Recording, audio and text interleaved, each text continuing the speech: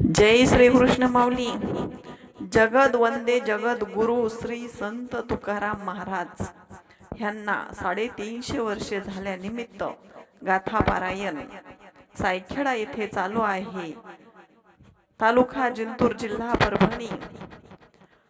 जगात जर्मनी, भारतात परभणी उगच म्हणत नाही, कारण परभणी जिल्ह्यामध्ये 85% लोक माळकरी आहेत. म्हणून तर परभणी जिल्हा श्रेष्ठ आहे. म्हणून तर जनाबाई सारख्या संत होऊन गेलेल्या आहेत परभणी जिल्ह्यामध्येच.